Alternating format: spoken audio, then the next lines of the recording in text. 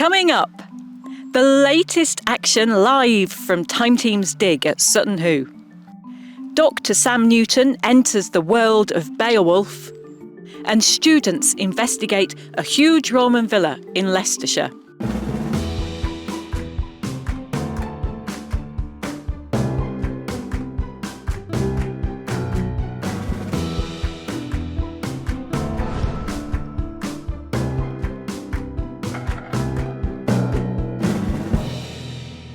Welcome to Time Team News, your monthly dose of archaeology stories and discoveries from Britain and across the globe. Well, it's a very special episode because, as you can see, we're at Sutton Hoo in southeast Britain, and we're going to be filming this episode from the Time Team excavations, bringing you all the latest updates from the site, and we've got some very special guests dropping in. We've also got a great book of the month lined up, and we'll be bringing you other stories from around the world. So let's get started.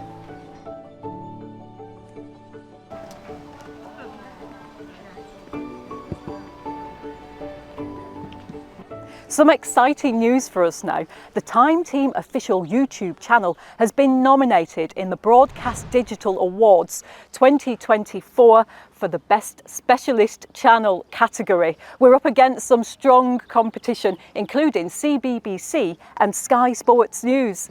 Good luck to all the nominees.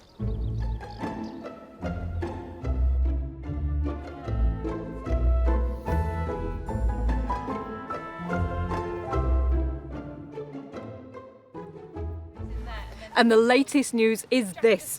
A piece of the famous Bronzewell bucket has been discovered right here during our excavations at Sutton Hoo. So this is the actual Bronzewell bucket. It was found in Garden Field in 1986, but I gather from the inscription that we do know that it's 6th century because of the letter forms. I mean, the thing about it is that the punch work is so delicate. And you've got this tiny annular punch picking out details, and then you have this almost free-form inscribed bodywork.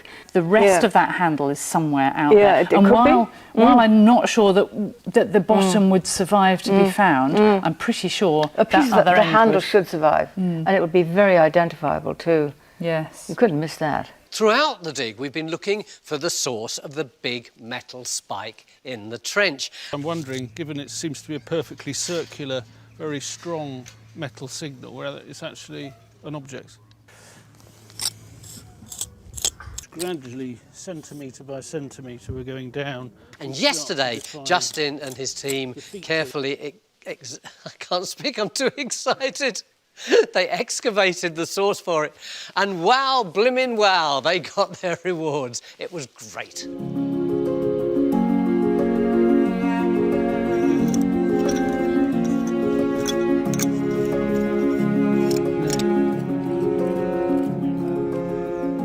Oh, I can see a hand. Oh my word.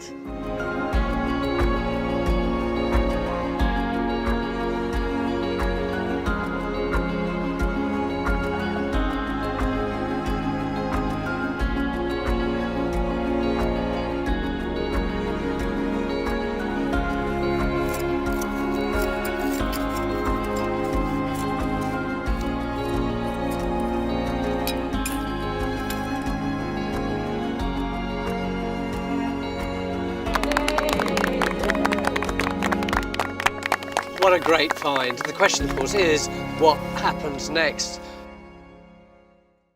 And there'll be more of this to come in the future.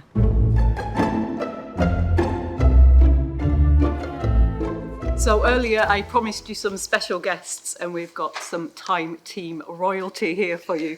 I'm joined by the one and only Sir Tony Robinson. I am the royalty. Tony, how long is it since you and I have seen each other? I think it's probably about 10 years. I remember your first ever Time Team. I know, so do I actually. You were amazing because I was really nervous. I was really thrown in the deep end, wasn't I? And we had to film a find scene. And you said, don't worry, because there were cameras and people watching. And you said, don't worry, just imagine you're talking to me. And I thought, well, that's the problem. I am talking to Tony Robinson. Look at this stuff I've got. So I've just arrived here, and this is the work I've got to do over the next 2 days. So this describes what I'm, the sort of thing I've got to do.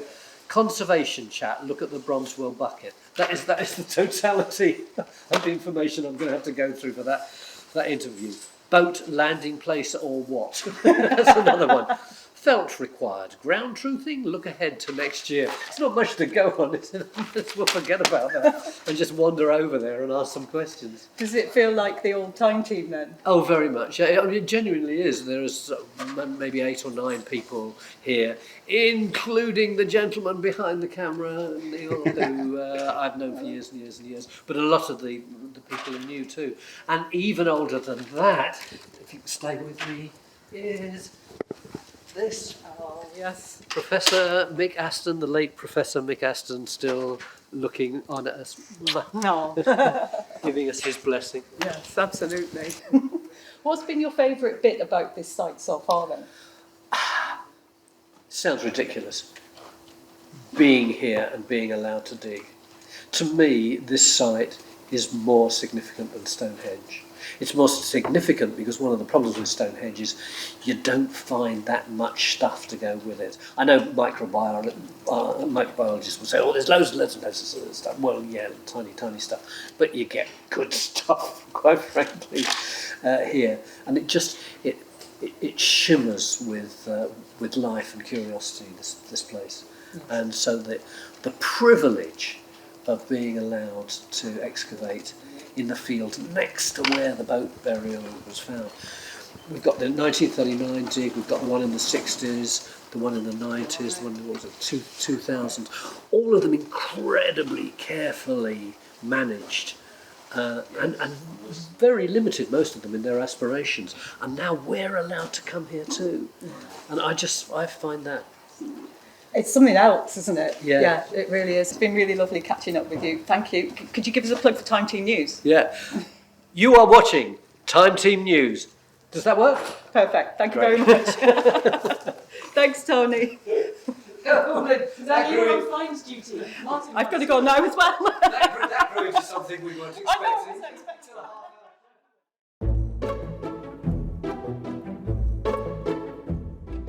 It's that time of year when students around Britain are out in the field honing their excavation skills. Students from the University of Leicester, led by staff including Time Team's Dr. Philippa Walton, have been out excavating a Roman villa in Leicestershire. So let's see what they've been up to.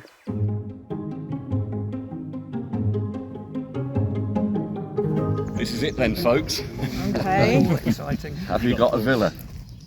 Hope so. Oh, I hope so. Well, there you are. Oh, wow. Fantastic. Right. So that's the magnetic data of the whole field. It's busy. And yeah, it's not just a villa. You've got a whole complex of things. Yeah, there's just so much more than was on the aerial photographs. It's really giving you an idea of what the whole archaeological landscape looks like, rather than just the villa on its own and a few potential prehistoric features too. And the main target in this trench was one, to look at an area of what we call high resistance. Well, we're here because we've got a newly discovered Roman villa, and this is giving us an opportunity to have a student training excavation to learn more about the site and to teach the students how to excavate. Hi, I'm Chris. I am studying archaeology at the University of Leicester, and I'm really looking forward to getting my hands on and properly doing archaeology in the soil itself. So we're finding lots of mostly tessera, little floor pieces. We found lots of those, and quite a bit of pottery and bone, especially down this section here.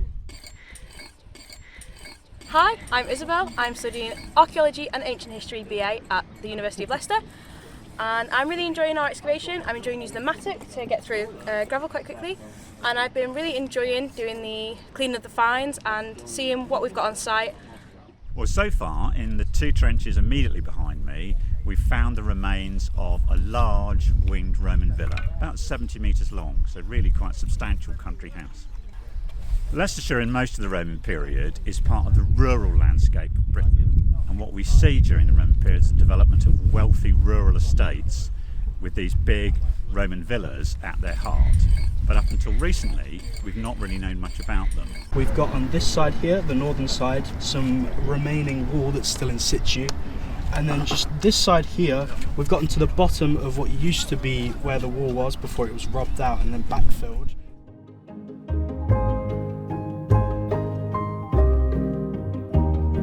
So over here we opened up what we thought would have been a well, but upon further excavation we reached sand at the bottom, so it's not a well because water would have went right through it.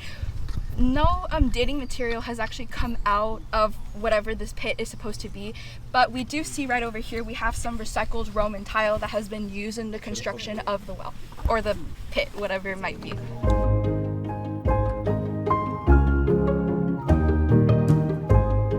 It's great to see the field school in action, and we'll be following more on that excavation in the future. So now it's time for Book of the Month, and we've got a very special one lined up for you this time.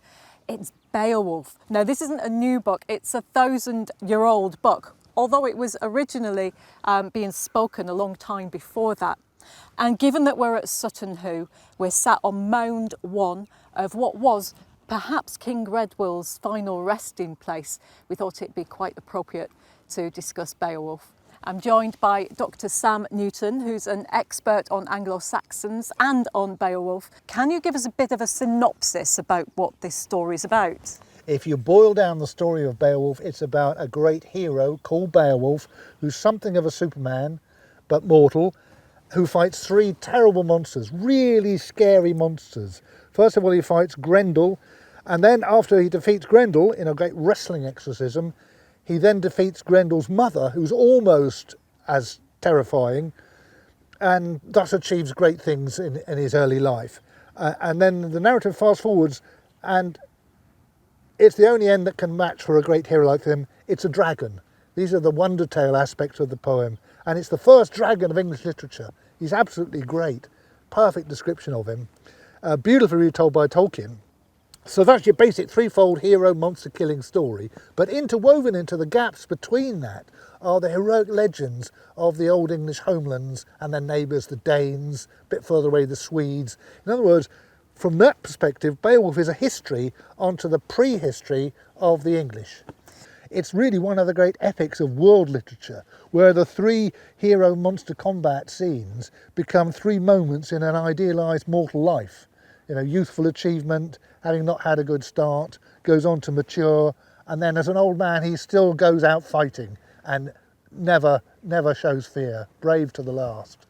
It was it was written down, wasn't it, about 1,000 years ago, but yeah, it's older than that. That's it, that it was composed as we have it in the 8th century in writing, but drawing on much, much earlier poetic traditions which reach right back to the 6th, even into the 5th century. And our poet clearly he loved that old poetry, the inherited traditional alliterative poetry from the oral tradition, and yet he knew how to write. And so you've got this wonderful alchemy of the 2 media thriving together. So for me, what's really interesting about Beowulf is how it relates archaeologically, because the 1939 excavations here at Mound 1, it kind of is quite similar to some passages in Beowulf, isn't it? Yes, the opening movement culminates with a magnificent account of a royal ship funeral, which in so many ways brings to life the bare bones of the archaeology here and the events entailed by the archaeology. And it makes the whole magic of ship funeral make sense. And the idea of crossing the boundary between worlds, which is one of those powerful and simple metaphors that everybody would understand. So the passage in Beowulf that's really kind of ties it all together is that bit where they describe the funeral, isn't it? Yes, that's right. It's so touching, it's so moving. It reads like an authentic account of a real ship funeral. So tell us about that. Well, you have right from the start. There at Hoover stood Hringed Stevner, the beringed bow of the noble's ferry was ready to take him across the boundary between worlds. It reads a bit like the Grey Havens at the culmination of the epic of Lord of the Rings.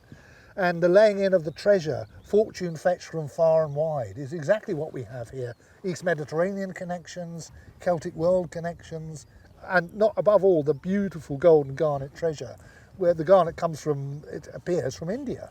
So in a way that some passages from this passage from Beowulf could almost be describing what happened here. Yeah, well, it certainly describes the ideal behind what happened here, and as if what happened here and the poetry composed, the eulogy for Radwold and composed about this event, would have been available to the poet to retell his story and apply it to the legendary founder of the kings. As I say, a kind of mythic precedent. In a sentence, why should people read Beowulf? The first epic of English literature is the roots of national identity for all the English-speaking peoples.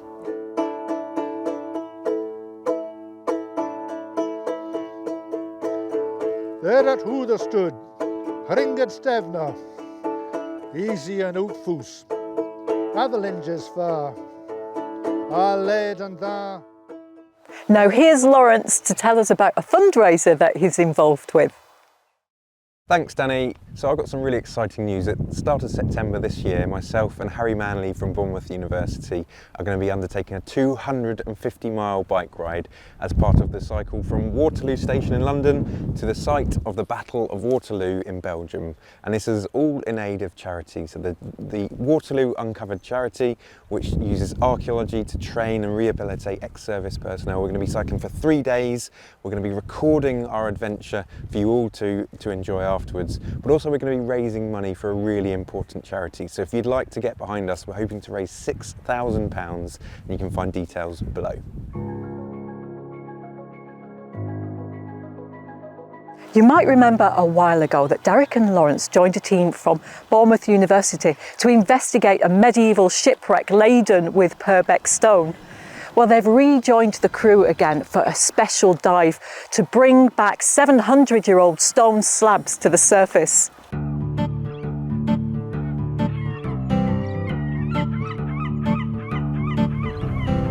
kind of love that barge. It looks like it shouldn't float.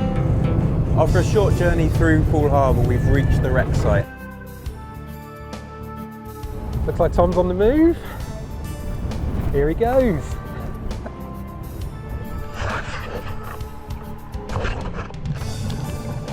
Imminently, it's coming up. Well, imminently, yeah. Imminently is. How's it looking down there, as he said? He doesn't talk a lot, Tom, does he? There it is. You can see it. And we'll be sharing that full story with you very soon. Well, that's all for this month. Thanks for watching, and please do remember to subscribe and press the notification bell to receive all the latest updates. But it's been a real privilege to be able to be here and to excavate at Sutton Hoo, and we'll be bringing you the full results in a Time Team special next year. Well, that's all from me for now, and I look forward to seeing you next time.